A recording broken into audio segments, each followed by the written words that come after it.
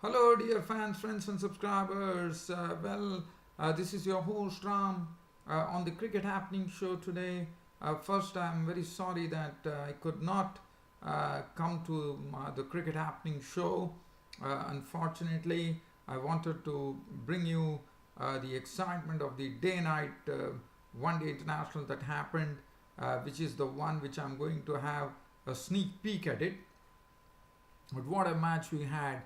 Jason Holder, the Bangladesh were definitely looking on course for victory, and Jason Holder had to defend 7 runs of the last over, and he had Mushfiqur Rahim, the Bangladesh wonderful batsman, to bowl at.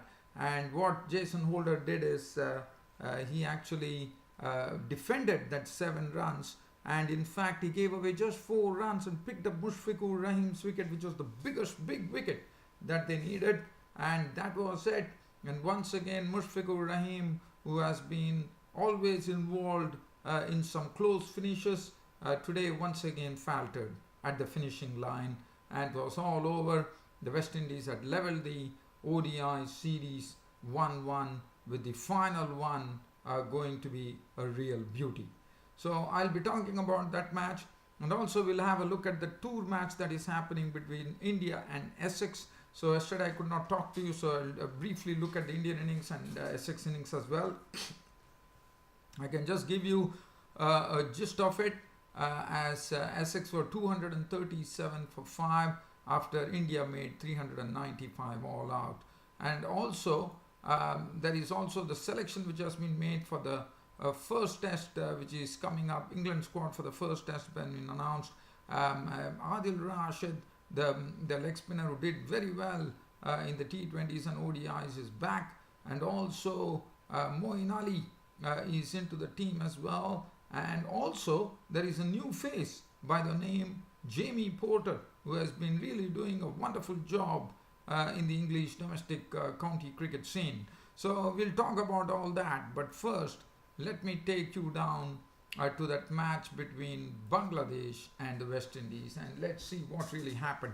So just talking about that game in a very brief manner, as the match is all done and dusted, and it was West Indies versus Bangladesh, and the West Indies were struggling right from the word go. They could not get going, and they had to be content with 271. They were bowled out for 271. The feature being Solomon Hetmyer, who has already started doing a good job for the West Indies. He got his second ODI century the other day. He got a 50 as well in the T20s, as you would remember. And here comes Hetmyer, really helping the side. They were 102 for 4 in the 23rd over, and from there on, it was the cool head of Solomon Hetmyer who paced his innings very well, and that is definitely good to see that there is another talent emerging from West Indies in the form of Solomon Hetmyer, and he played very well. He paced his innings well, was in no hurry, and he opened up at the final bend when he smashed those 6 sixes. He hit 125, his second ODI ton of 93 deliveries, which included 3 fours and 7 sixes. And out of that, the 6 sixes that he hit was in the final death overs. And he had a very good company of Roman Powell to actually be very supportive of. And Roman Powell, as you know, Hetmyer was the one who was calling all the shots. Roman Powell played a very steady role. He also did a fine job, as he contributed 44 of 67, 4 fours. And with only these two players, Hetmyer and Powell, at least West Indies managed 271, but they were bowled out for 271. And as I said, Solomon Hetmyer's knock was a very mature knock. He played like an experienced campaigner, paced his innings well, and only when it came to the final analysis, really opened out by throwing his bat at the kitchen sink. As far as the bowling was concerned, there was 2 for 44 for Mustafizur Rahman, but Mehdi Hasan Miraj did a fine job. Tanoa Usman for 40, and the spinners Shakib Al Hasan 2 for 45. Ruben Hasan was costly. I'm not going to go into those details now. And Bangladesh chasing 272. Started off well with Anamul Haq smashing Alzari Joseph for sixes, and that was real aggressive stuff coming from the young batsman Anamul Haq, who smashed 23 of 9, dealt with 2 fours and 2 sixes before Joseph Joseph did a send-off because he was absolutely riled by the way Anamul Haq was actually cracking him. And then Joseph, I am told that he was reprimanded, he was being given a fine for doing so. And Tamim Iqbal and Shakib Al Hasan once again combined to get this Bangladesh innings going, and they did a fine job. Tamim Iqbal played a knock of 54 with 6 boundaries. Shakib Al Hasan also contributed 56 of 72 5-4s.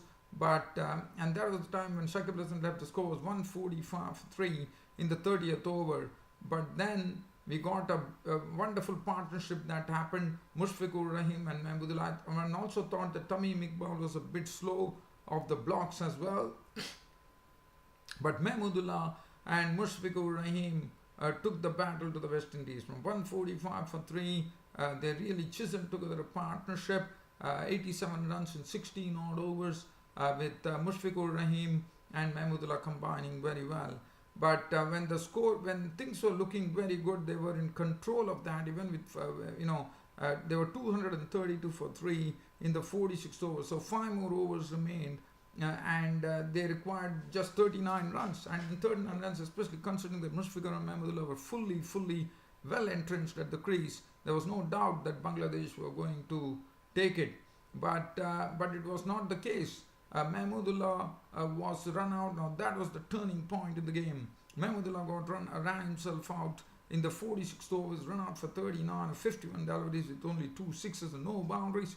And then Sabbir Rahman was out for 12 of 11 balls with 1-4, and now the onus fell on Mushfiqur Rahim.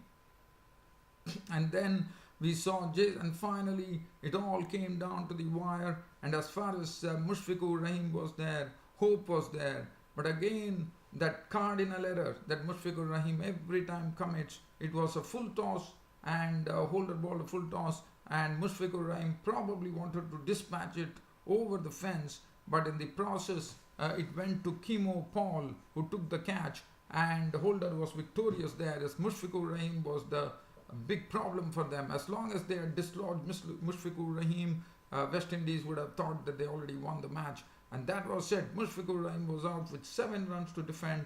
I thought kudos to Jason Holder for conceding only 4 runs and picking up the most important wicket of Mushfiqur Rahim to derail Bangladesh plans, as Mushfiqur Rahim was out for 68 of 67, 5 fours and 1 6. And finally, Mashraq Hussain and Mashraf Murtaza could not lay back to the ball, and it was all over. 268 for 6. A match which Bangladesh looked fully in control and looked like probably going and winning it and winning the series was all done and dusted, as Jason Holder took control of the game by picking up Mushfiqur Rahim's wicket and conceding just 4 runs. A 3 runs victory, which really makes this ODI series absolutely alive, with the final match coming up, which will really decide as to who will win the series now. Alzari Joseph won for 55, but also a word about Ashley Nurse and the spinners Devendra Bishu in the middle order. They really throttled the Bangladeshi batting lineup. 10 overs 1 for 34 for Ashley Nurse. Devendra Bishu 10 overs 1 for 39. And one always knows who was the man of the match was none other than the young player, emerging talent from the West Indies, Shimron Hetmyer, who got his 2nd ODI century. Take a bow, Shimron Hetmyer. And that was it. So generally yesterday I could not come, so I just covered it here. Now I'm going to go a bit quickly here. Now we are talking about the tour match that India were playing against Sussex, and looking at the card there, looking at the Indian card, India today they were all out for 395, and in the 395 Murali Vijay got 53. They lost 2 wickets pretty quickly. In fact, Shikhar Dhawan and Pujara were dismissed by Coles pretty quickly in identical fashion. Caught Foster bowled Coles. Ajinkya Rahane made 17. Kohli made 68. with 12 boundaries. KL Rahul also had 58. Dinesh Karthik was the highest scorer with 82. Murali Vijay making 53 with 7 boundaries. Dinesh Karthik got 82 with 14 boundaries, a spanking innings from him. 51 to Hardik Pandya, and then Rishabh Pant coming in at number 11, slammed 34 unbeaten runs with 6 boundaries. 395 all out. The most successful bowler was P.I. Walter, 4 for 113, 2 wickets to Coles, 1 wicket appears to Quinn, Beard and Dixon, and also S. Nijar.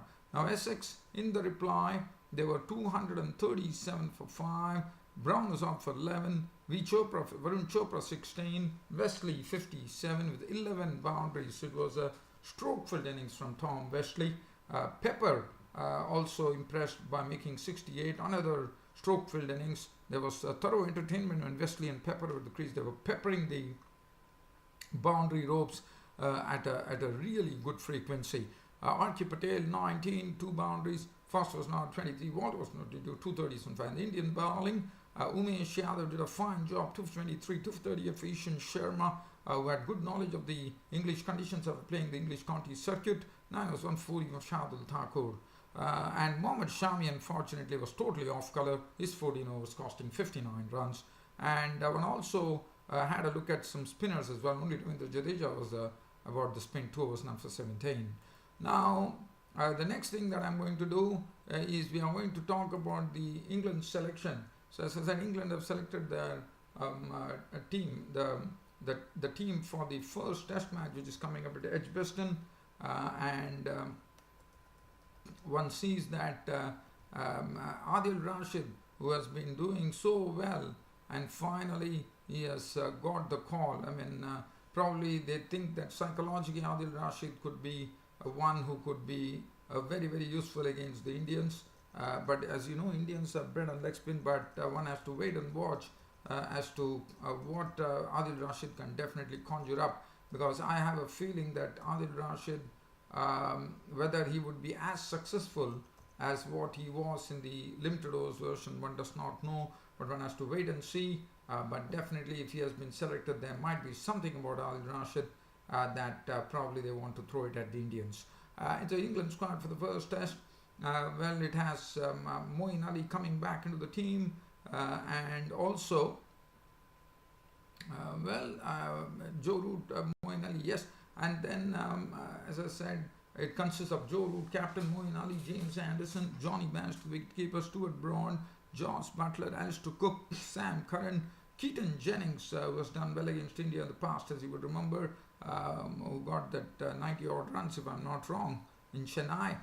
David Mallon, Jamie Porter is the new face in the England team. He has been rewarded. He's an Essex seamer, and he has been doing a wonderful job for Essex, and he has been rewarded because he really is the best seaman swing bowler right now in English cricket, and he has been doing a wonderful job, and he has been totally rewarded.